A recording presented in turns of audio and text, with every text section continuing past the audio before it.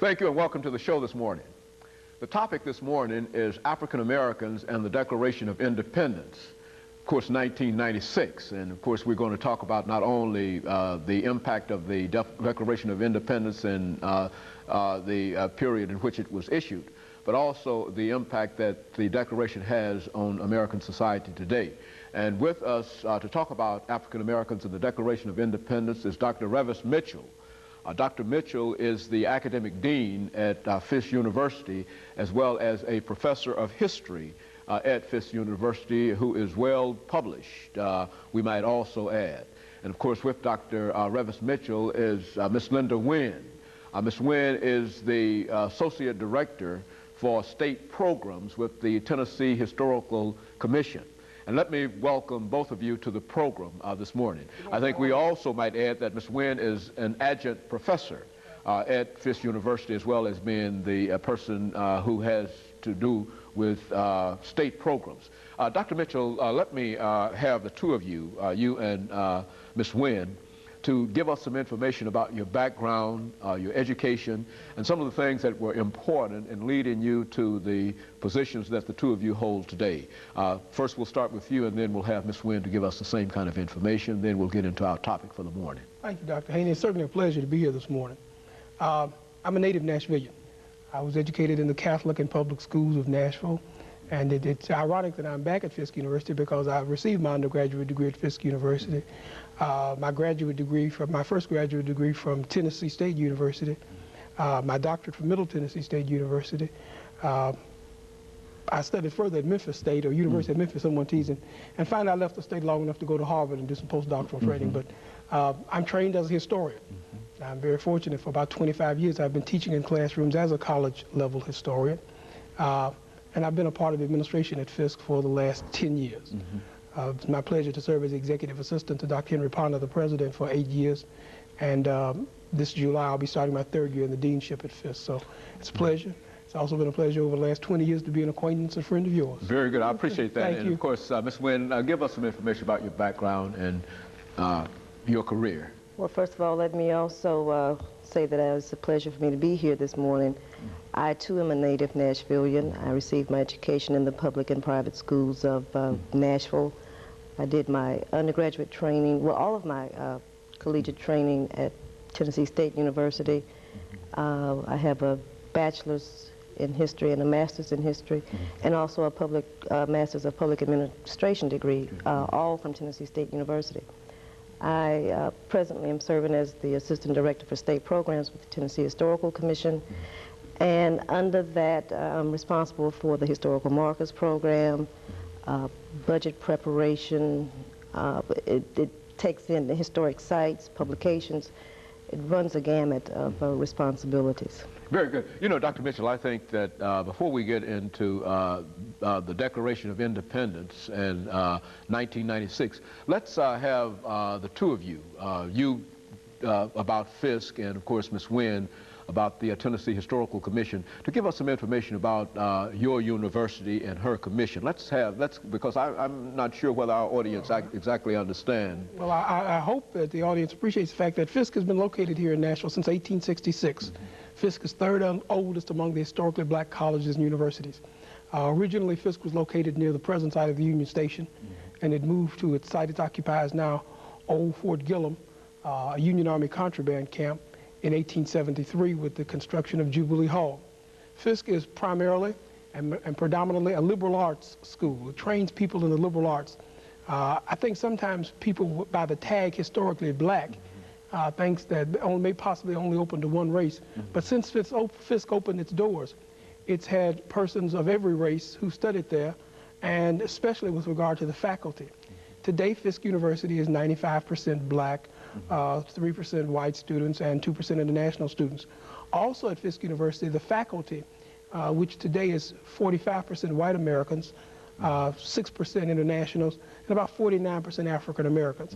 It's a liberal arts institution which long has addressed the need of training black persons. Fisk is primarily a pre-professional school. About 65% of our students go on to graduate school. And according to the United States Department of Education, presently more African Americans who hold doctorates have studied at Fisk University than any other college in the nation, white or black. Very good. And so it has a very deep tradition in terms of its service and educational service to the community. And here in Nashville, Tennessee. Very good. Ms. Wynn. The Tennessee Historical Commission began in 1919, so it's not by any means a new state agency. It started out with the responsibility of collecting the records of veterans of the First World War, and eventually its responsibilities were expanded to include publications, historical markers, and around 1966 its responsibilities were further expanded with the Historic Preservation Act of 1966. And with that expansion, we are also the agency that maintains and protects historic properties in the state. We add properties to the National Register of Historic Places, of which Fisk University is a National Historic, is on the National Register, and Jubilee Hall is one of the National Historic Landmarks, which is a different designation. It's just being on the National Register.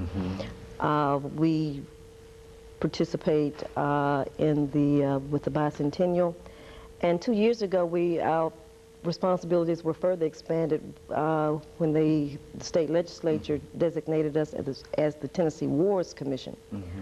So we carry on many responsibilities for an agency that is staffed by 15 persons. Very good. Dr. Mitchell, you know, when we talk about the Declaration of Independence, a lot of people might not have a view of American history as perhaps the two of you have, been both trained historians.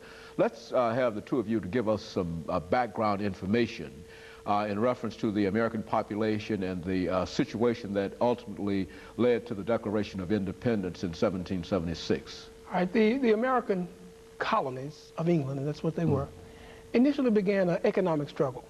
The question of taxation had troubled the colonies to the extent that they were trying to make their voices heard. As everyone realizes and is aware, this eventually erupted into a revolution. Didn't begin as a revolution. Most Americans at the time were proud of their English ancestry, but they didn't understand the fact that they must be taxed externally by England if they were a colony to provide the services which they needed. Primarily, they needed the services of an army to keep the Americans, the American Indians, from, and I may upset people with this, correctly responding. For 200 years, persons that came and taken their land pushed them further and further westward. By the 1770s, with the result of the French and Indian War and other activities, the Americans, the American Indians, were on the uprising. So an army was needed. Who would pay for that army? The British people felt they couldn't tax the people of the islands any more than they were already taxed. They couldn't tax them to pay for an army in America. So what really, I think, caused the American Revolution as much as anything was a breakdown in communication. There's often discussion of no taxation without representation. Well, the British felt that the Americans were represented in Parliament. They were English, and there were Englishmen in parliaments, they were represented. The Americans said we need direct representation. This would erupt into a revolution. And as the revolution grew and arms were taken up, there was the need to declare independence. This wasn't an act of illegality. The persons in America, the founding fathers or patriots, felt that they couldn't receive assurance under English, so they must separate. So to gain the respect of the rest of the world and to gain support, they declared themselves independent people. Very good. And so, and of course, Ms. Wynn, what we'd like to do is to talk about the situation of various groups during this period, and we've got a short commercial break coming up, and I really didn't want to get into that and interrupt you, but when we come back from this commercial break, what we'd like to do is to have you to give us some information relative to the status of various groups involved in the period, so that we might be able to broaden this, so to speak. And we'll be back with you following this commercial break.